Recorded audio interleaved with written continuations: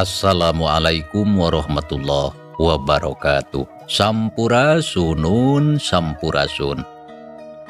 Wargi-wargi baraya pecinta dongeng Sunda anu di mana be ayana, alhamdulillah urang sadayana tiasa ditepang dangu deui sareng simkuring Kang Tile dina acara carita Sunda tanapi dongeng Sunda.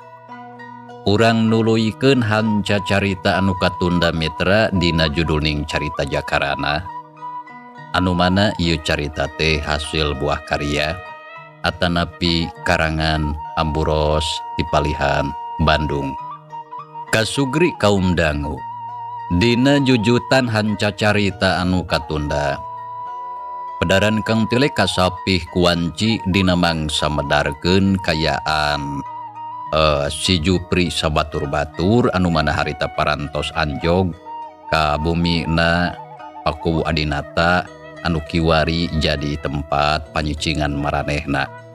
Samalah harita teh nyimayang di talian di buruan imah. Kumaha tu mitra lajenganana ieu carita sumangga langkung paos senamah urang sami-sami Bandungan deui ku sadayana.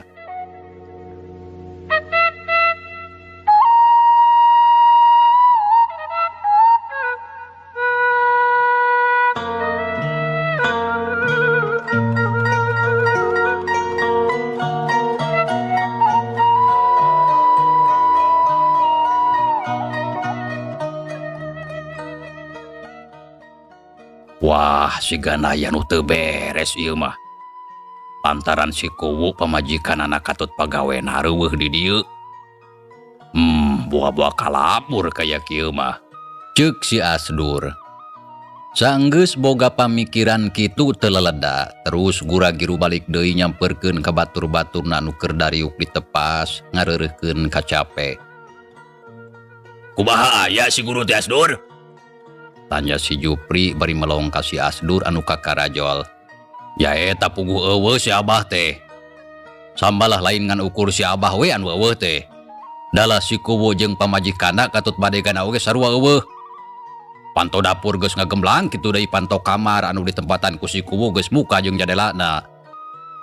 Nah, Abah ke jeung bisa eueuh Asdur? Tanya si Juha panonna mencerong ka si Asdur. Kitu deui baturna anu sejen. Nyaho teuing atuh da dewek oge teu nyaho. Tapi ceuk pikiran dewek geus pasti aya nu teu beres.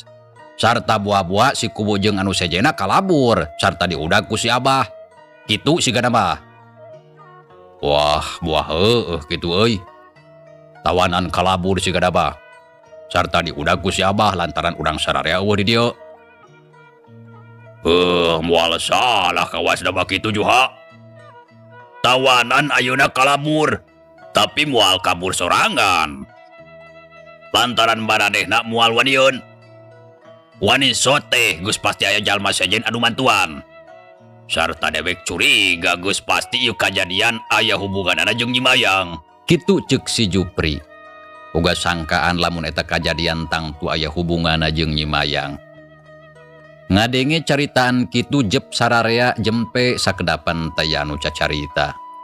Sabot keur kitu gro kadenge Nyimayang ngagorowok ti buruan. Oded, keling, kadesnya gancang lepaskan aing, kurang ajar.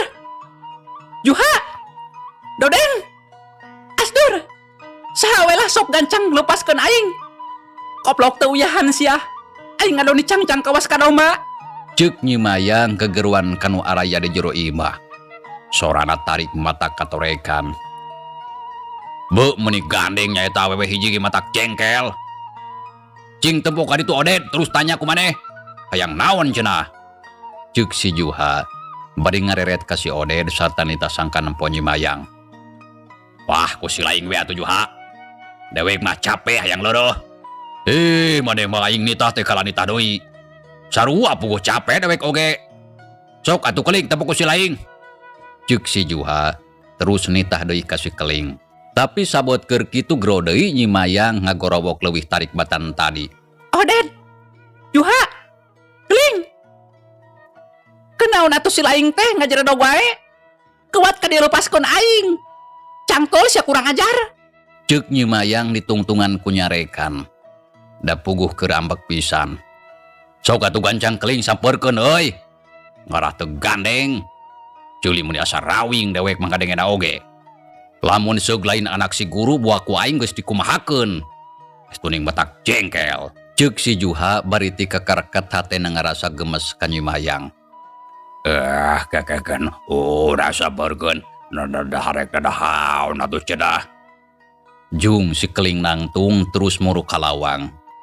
Juru turun kaburuan nyamperkeun ka Nyi Mayang anu harita keur dicangcang kana tihang. Keling hideung goreng patut sia. Egrohan teh kalah cicing lain gancang nembalan. Hayang dicabok sia teh ku aing. Kitu ceuk Nyi Mayang. Baranggok jeung si keling langsung bae harita ti popolotot nyaritana sesentak kawantu geus ambek ti tadi keneh. Nya lamun seug nempo kana adat jeung sifat nama, memang Nyi Mayang teh teu jauh jeung anu jadi bapana. Anu kawentar gampang ambek barangasan jeung tara sabaran. Aya naon Nyai? Nanaha make jeung gogorobokan? Jing sok atuh geuwat sebutkeun hayang naon Nyai teh? Tanya si keling bari neuteub seukeut ka Nyi Mayang. Keling goreng patut. Kalah nanya aya naon? Gancang lepaskeun aing. Cangkol dulu hayang nginum aing teh. Oh, Nyai teh hayang nginum, nyanyakeun atuh kuku akang dibere. Tapi ari dilepaskeun mah moal da geus pasti Nyai mah bakal kabur. Rek kabur kumaha? Apa aing na oge dicangcang belegug? Sok gancang ka ditu nyokot cai. Aing geus sanaang ti tadi. Jaho atuh rek dipangnyokotkeun cai mah. Tapi tong make jeung bari sesantak ngomongna atuh. Biasa we jeung akang mah. Loba bacot, kumaha aing we lah. Sok buru gancang. Tembal Nyi Mayang bari jeung ketus. Narima jawaban kitu si keling terus bae atuh ngaleo sup ka jero imah rek nyokot cai keur Nyi Mayang. Tekung si lila geus norojol deui bari mawa cai kana cangkir. Sora atuh diasongkeun ka Nyi Mayang anu keur melong ka manehna bari jeung baketut baeun. Mangga yeuh caina. Keling belegug, rek kumaha nginumna atuh apan aingna oge dicangcang ieu teh. Sataleungeun di talian. Sok buru lepaskeun. Teu bisa Nyai. Lamun dilepaskeun mah geus pasti bakal kabur. Aing terus kumaha nginumna? Yeuh atuh ku akang diinuman. Ceuk si keling bari ngasongkeun cai kana bibir Nyi Mayang. Sanggeuk aing mah keling. Tembal Nyi Mayang nolak bari teu weleh sesentak. Nya geus we antep atuh keling ari embungeun mah tong dipaksa. Atawa tuna caina dihandapkeun wae cenah meta sorangan ari bisa mah. Ceuk si Dodeng anu harita nyampeurkeun. Aeuh, keun we lah. Cenah bebek meta sorangan. Jawab si keling bari sok nunda cangkir dina taneuh. Kop kadinya Nyai, nginum we sorangan. Ari embung mah diasongan. Ceuk si Dodeng bari terus ngaleos deui dituturkeun ku si keling. Cul bae Nyi Mayang teu dipalire ngahuleng sorangan taya anu maturan. Si Dodeng jeung si keling tuluy arasup deui ka jero imah. Rung ngarobrol jeung baturna nyaritakeun Ki Badrawi anu jadi guruna anu harita eueuh di dinya.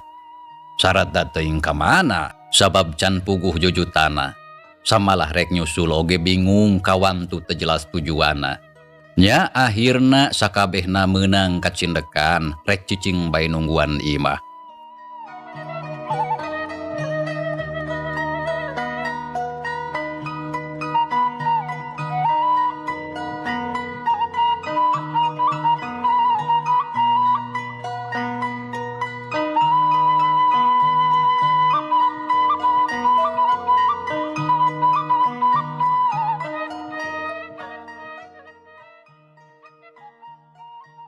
Gancangna carita urang kocapkeun bae isukna.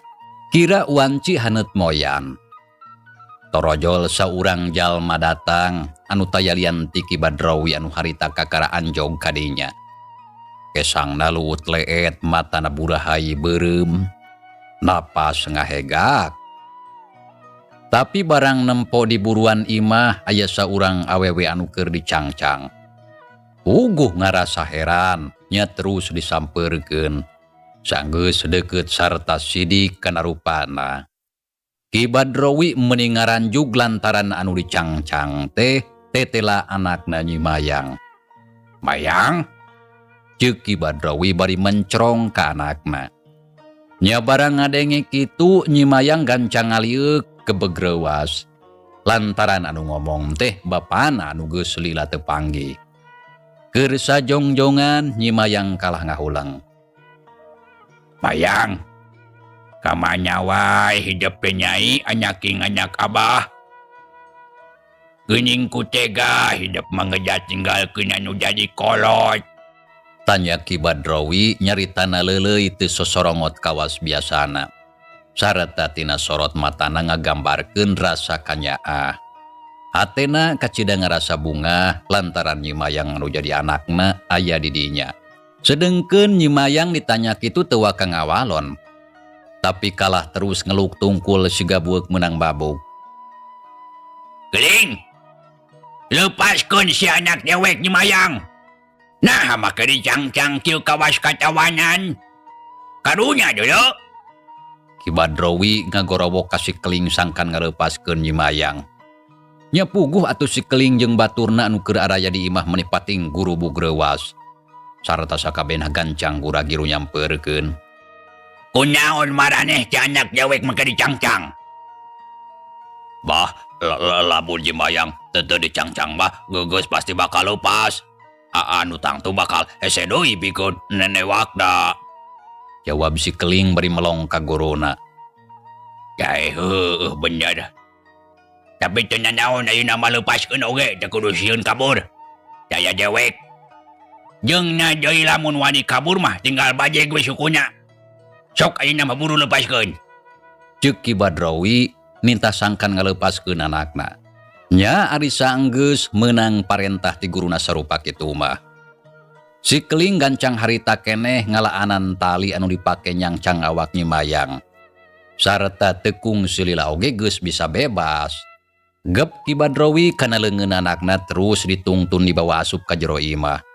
Tuluy cenah diuk dina kursi dilalajoan ku sakabeh muridda. Keur kitu pok si Dodeng ngomong bari melong ka guruna. Bah, ari Abah ti mana? Jeung naon eta panon meuni beureum jeung katampurada bareuh? Nah kapereungpeunhan Abah teh? Wah, sia mah puguh marane sakabeh anu geus tibalana mah. Beut eueuh sahulu-hulu acan dititah ngajaga teh belegung. Nyaha teh nyaho lamun tawanan geus kalabur kabeh deuleu. Oh, jadi Abah teh geus gudag tawadan nya. Nyaho hari maneh kamarana kitu. Sahulu oge si laing mah taya anu bisa dipercaya. Ngadon pacing laleos ninggalkeun imah. Ceuk Ki Badrowi bari muncereng ka si Jupri. Lain ninggalkeun imah Abah. Puguhnya eta kieu anu matak peuting tadi kuring sakabeh arindi teh. Teu talangke derek-dek si Jupri nyaritakeun kajadian tadi peuting. Ti mimiti basa aya anu ngabaledogkeun batu kana golodog anu satuluyna sakabehna arindit mudag saurang jalma anu tetela geuning Nyi Mayang. Tah kitu kajadian tadi peuting teh bah. Jadi sigana mah tawanan urang bisa kalabur teh geus pasti aya sangkut pautna jeung Nyi Mayang. Si Jupri mungkas caritana. Samalah terus bae ngareret ka Nyi Mayang. Anu harita keur diuk dina kursi bari teu waleh rarat reret nitenan kayaan di eta imah. Ieu teh imah pakobo bapana Nyi Arum. Tetela geuning anak jalma beunghar Nyi Arum teh. Sajabat ti kitu boga rupa anu geulis. Bagja sigana lamun jadi Nyi Arum. Beda pisan kayaana jeung aing. Aing mah teu boga indung. Rajeun boga bapa kalah jadi dedengkot rampog. Kitu ceuk gerentes hate Nyi Mayang. Noroweco sorangan kawas anu teu malire ka bapana jeung anu sakuraraya di dinya. Keur kitu pok Ki Badrowi ngomong. Mayang, hidup deh cimanya wae. Tanya Ki Badrowi bari melong ka anakna. Tapi Nyi Mayang teu ngawalon samalah kawas anu teu ngadenge kana caritaan anu jadi bapana. Hae Mayang. Kajeng ya cawah henteu Abah ngomong. Cing ari ditanya aku kolot teh jawab lain pura-pura teu ngajenge. Ceuk Ki Badrowi hatena teu buru ngarasa jengkel ningali polah anakna anu sarupa kitu teh. bet siga anu tengah hargaan ka manehna. Aok atuh nyentak. Mayang, kadeng henteu abah ngomong. Tanya Ki Badrowi setengah molotot. Ngadenge kitu Nyi Mayang ngareret bari terus neuteup kana beungeut bapana bangunan eueuh kasieun. Abah, caritaan abah ku kuring kadenge. Jadi teu kudu gogorobokan. Naha atuh ari kadenge makalah jempe bae. Tah ayeuna sok kancang geura jawab naha nyai teh Gusti mana.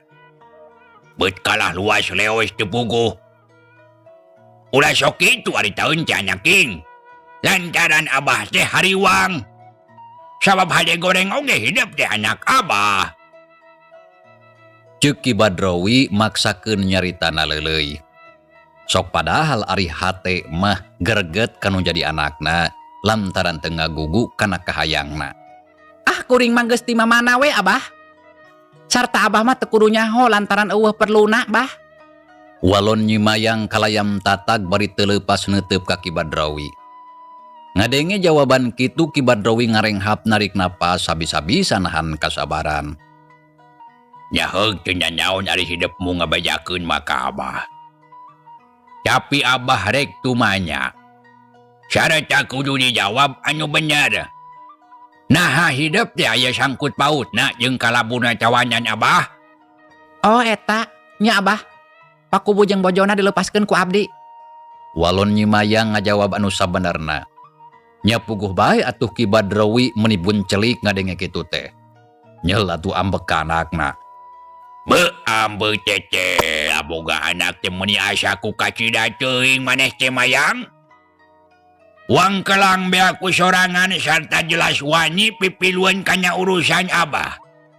Nyaha naon kahayang nyai teh anu sabenerna. Nepi ka wani ngalawan ka abah. Cing pok caritakeun. Abah, kahayang abdi mah ngan sarupa. Nya gancang pok caritakeun. Naha naon atuh kahayang nyai teh? Abah, abdi mengan ukur hayang nempu abah gancang babalik pikir. Geura tobat bah. Geura tinggalkeun segala rupa laku lampa anu jahat jeung ngarugikeun ka batur teh. Tangan sakitu kahayang abdi mah. Walon Nyi Mayang ngajawab kalayam tandes tur dariam. Barang ngadenge caritaan anakna kitu. Nya puguh bae atuh beungeut Ki Badrowi menireup geuneuk rai pias bakat ku ambek.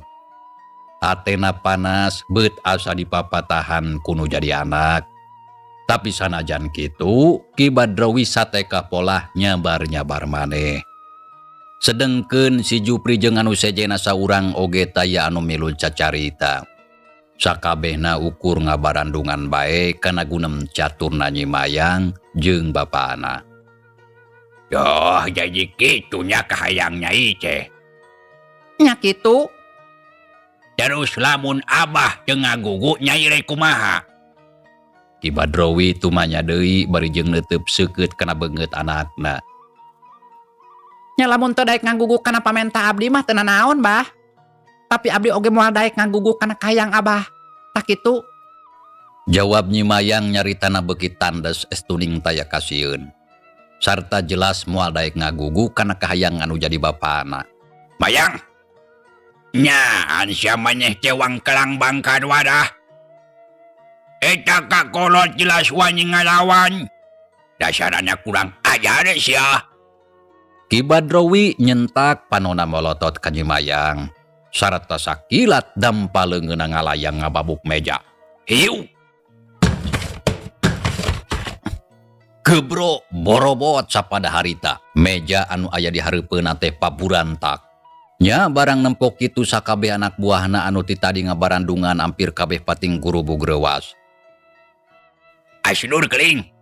Gancang bawa si Mayang ka kamar sarta culakan pantona sing bage. Samalah tong poho pagehan dan jelasangkan manehna teu bisa keluar. Sok buru gusulkan itu. Tuman teuing sia. Ki Badrowi mere parentah kasih keling jeung kasih asdur. Leungeunna meuni cuh-cih tutunjuk bari molotot panonna ka tempo burahai beureum. Nya sanggeus meunang parentah kitu ti guruna teu hararese. gancang harita Nyimayang dibawa ku duaan, terus diasupkeun ka jero kamar sarta pantona ditulakan ti luar. Sedengkeun si Juha jeung si Dodeng juru turun keluar. Koreleng ka pipir imah ngadeuketan jandela. Dekul dipasang palang, jebrod-jebrod dipaku. Pagepisan sangkan Nyimayang teu bisa kaluar. Sanggeus rengse duanana arasup deui ka jero imah, gek diuk di tempat anu tadi, ngariung jeung baturna. Aduh ampun, aing maboga anak hiji tapi edas bejegongna be aku sorangan. Nah kudu dikumahakeun atuh si Aceh Mayang. Ki Badrowi kukulutu sirahna gogodeg da puguh ngarasa taak. Kawasna lamun seug lain ka anakna mah geus pasti Nyimayang moal dibere ampun. Jupri Juha jeung sakabehna ti syarat ayeuna kade jagaan si Mayang ku sararea. Jaringankeun pilih genci. Awas ya lamun nepi ka bisa kabur. Ki Badrowi mere parentah ka sakabeh muridna sangkan ngajagaan Nyimayang. Siapa? Keun Nyimayang tang tu ditalingakeun ku sadarea. Jawab si Jupri bari ngareret ka sakabeh baturna. Awas lamun lolos beheung si lain sakabeh jadi gencina. Tong hariwang bah. Da sigana Nyimayang moal bisaeun kabur. Lantaran panto jeung jadela geus ditulakan pagepisan. Tembal si Juha milu nimbrung bari melong ka guruna nu kataraker ambek pisan. Dadana reng hapranjug nahan amarah anu ngagulung dina jero dada.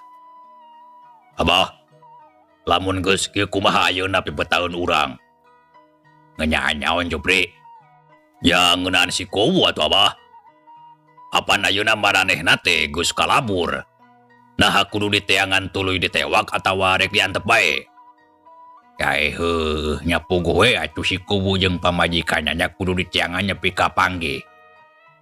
Terus gancang bawa ka dieu samalah lain si Kowu hungkul. Tapi baturna anu sajen oge tangtu kudu kacewak. Lantaran lamun henteu salilana maranehna teh tangtu bakal jadi cucuk rungkang anu ngahalangan jalan urang. Nya bah bener. Tangtu sakabeh oge kudu katewak. Tapi kunaon ari panon Abah katempo meuni beureum jeung rada bareuh kawas kitu? Nah kapeureumpeunan Abah teh? Tanya si Juha bari melong ka guruna anu panonna katempo burahaye beureum jeung semu bareuh. Nya kitu deui baturna anu sejen marelong sarata nyidikeun. Kae heuh kieu pangnya maca aing beureum teh. Sok dengekeun. Barabat Ki Badrowi nyaritakeun lalampahana basang udag pakubu sapara kanca anu kalabur teh. Samalah ngeunaan manehna panggih jeung Mbah Dirga anu jadi musuh bubuyutana oge, kabeh dicaritakeun ka anak buahna taya anu kaliwat. Tah kitu lalakon dewek teh euy. Oh, jadi Abah teh patelak jeung musuh Abahnya? Heueuh, kitu Dodeng. Ngan hanjakal we si Dirga teh licik. Walon Ki Badrowi katara beungeutna nyiak beureum. Untuna kekerot da puguh ambek ka Mbah Dirga anu jadi musuhna anu geus ngejat bari jeung mawa Nyi Arum. Jadi lamun kitu mah musuh bubuyutan Abah teh hirup keneh nya? Tanya si Oded bari mencrong ka guruna. Teu salah Oded. Musuh dewek teh hirup keneh. Tapi teuing di mana tah ngajejogna?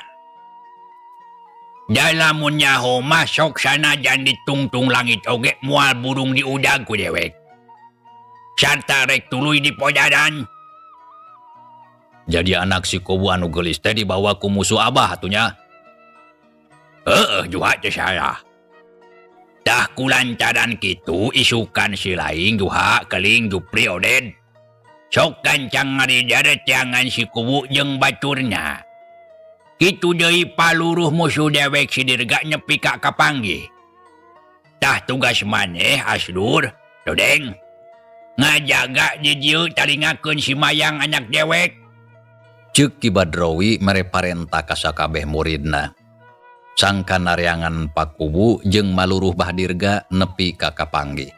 Sedengkeun si Dodeng jeung si Asdur dibere tugas pikeun ngajaga Nyi Mayang. Ngadenge parentah ti guruna kitu. Sakabeh muridna ukur unggek tanda ngarti kana maksudna. Nya geus kitu mah. Ki Badrowi terus ngaleo sup ka kamar. Koledag ngagoler dina ranjang anu saterusna reup sare tibra. Kitu deui sakabeh muridna terus pating laleos. Aya anu terus indit ka pancuran, tapi aya oge anu tuluy kaprak-keprek popolah di dapur nyadiakeun kadaharan.